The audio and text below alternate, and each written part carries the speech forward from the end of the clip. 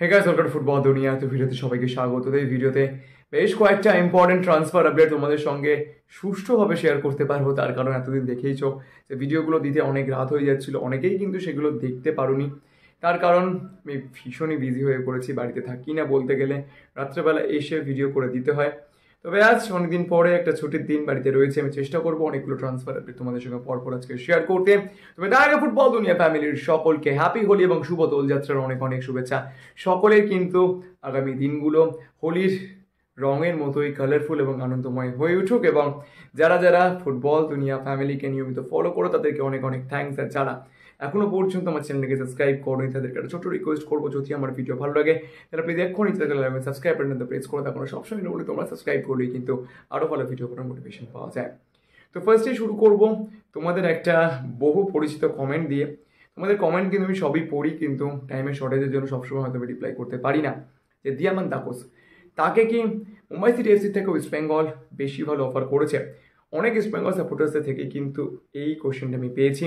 তো আমি যতটা এই ব্যাপারে নিউজ বের করতে পেরেছি তার রেসপেক্টে বলতে পারি, দেখো ফিনান্সিয়াল ইস্ট বেঙ্গল দিয়ামান দাকোসকে কতটা ভালো অফার করেছে সেই ব্যাপারে বলতে পারবো না। তবে পার্সোনাল টার্মস অ্যান্ড কন্ডিশনসও কিন্তু থাকে কোনো একটা কন্ট্রাক্টের পেছনে।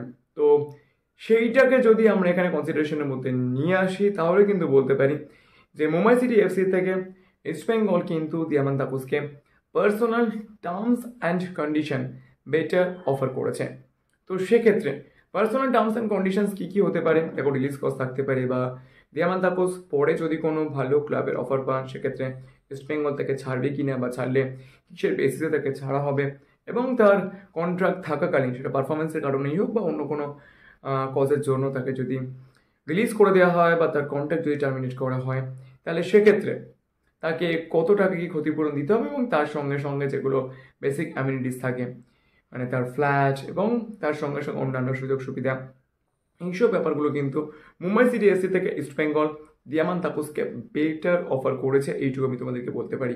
কারণ একটা কথা মাথায় রাখবে, সবসময় কিন্তু কোনো একটা ট্রান্সফার হওয়ার পিছনে সবসময় কিন্তু ফিনান্সিয়াল ব্যাপারটাই সব থেকে ইম্পর্টেন্ট রোল প্লে করে না। হ্যাঁ, অবভিয়াসলি ফিনান্সিয়ালি প্রত্যেকটা প্লেয়ারই কিন্তু নিজের স্টেবল হতে চায়, তার সঙ্গে সঙ্গে কিন্তু এমন ক্লাবে কোনো একটা প্লেয়ার সাইন করতে চায় যেখানে সাইন করলে সে কিন্তু বেটার এক্সপোজার পাবে, এবং সেখানে থাকলে তার ফুটবল কেরিয়ারটা কিন্তু একটা বেটার ওয়েতে এগোবে, এবং তার সঙ্গে সঙ্গে সে কিন্তু নিজের যে কোয়ালিটি রয়েছে, নিজের স্কিলস, সেটাকে কিন্তু দেখানোর চান্স পায়, মানে ফার্স্ট টিমে খেলার চান্স পাবে। তো কোনো একটা কন্ট্রাক্ট ফাইনালাইজ হওয়ার পেছনে কিন্তু এতগুলো টার্মস অ্যান্ড কন্ডিশনস বা এতগুলো প্যারামিটার্সকে কোনো একটা প্লেয়ার কনসিডার করে। শুধুমাত্র ফিনান্সিয়ালি কোনো একটা ভালো কন্ট্রাক্ট অফার করলেই হবে না, তার সঙ্গে সঙ্গে পার্সোনাল টার্মস অ্যান্ড কন্ডিশনও কিন্তু সেই প্লেয়ারটাকে এগ্রি করাতে হবে। তো সেই দিক থেকে দেখতে গেলে দিয়ামান দাকোসকে ইস্ট বেঙ্গল যে পার্সোনাল টার্মস অ্যান্ড কন্ডিশনসের অফার দিয়েছে সেটা কিন্তু মুম্বাই সিটি এফসি থেকে বেটার। তবে ইস্ট বেঙ্গলের ফার্স্ট ইয়ার্সগুলোতে বা প্রেজেন্ট যে পারফরমেন্স রয়েছে সেই ব্যাপারটা নিয়ে কিন্তু যথেষ্ট একটা কনসার্নের বিষয় রয়েছে। তবে দিয়ামান তাকোসের ডিলটা হবে কি হবে না সেটা কিন্তু পুরোটাই ডিপেন্ড করছে দিয়ামান তাকোসকে ইস্ট বেঙ্গল যেসব টার্মস অ্যান্ড কন্ডিশনস অফার করেছে এবং যে ফিনান্সিয়ালি যেরকম কন্ট্রাক্ট অফার করেছে সেটাকে নিয়ে তিনি কীরকমভাবে ভাবছেন, এবং তিনি তার ফুটবল কেরিয়ারটাকে কীরকমভাবে নিয়ে যাবেন নেক্সট সিজনসগুলোতে, এবং তিনি কীরকম এক্সপোজার এক্সপেক্ট করছেন তার এক্সপেকটেশন কিন্তু একটা ভালো রোল প্লে করবে। তবে মেহেদী তারারের ক্ষেত্রে আমি তোমাদেরকে যেরকম জোর দিয়ে বলেছিলাম যে সেই ডিলটা হতে পারে, এক্ষেত্রে কিন্তু আমি সেটা বলতে পারবো না। দিয়ামান তাকোসের ডিল কিন্তু এত ইজিলি হবে না। দিয়ামান তাকোসকে কনভিন্স করতে গেলে ইস্ট বেঙ্গলের যে রিক্রুটিং টিম রয়েছে তাদেরকে কিন্তু অনেকটাই খাটতে হবে, এরকমটা কিন্তু বলা যায়। তো দেখা যাক, ফিঙ্গার ক্রসড। আশা করবো দিয়ামান তাকোস তিনি ইস্ট বেঙ্গলে সাইন করবেন। ইস্ট বেঙ্গলে কিন্তু দিয়ামান তাকোসের মতো একজন স্ট্রাইকারের খুব দরকার ক্লিটন সিলভার পাশে। অন্যদিকে বিনীত রায়, এই ফুটবলারটির সঙ্গে কিন্তু ইস্ট বেঙ্গল কথাবার্তা অনেক দূরে গিয়েছে, এইটুকু আমি তোমাদেরকে বলতে পারি। বিনীত রায়কে কিন্তু মুম্বাই সিটি এফসি এই সিজনের পরে রিলিজ করে দেবে, তো সেক্ষেত্রে কিন্তু তিনি ফ্রি প্লেয়ার হয়ে যাবেন।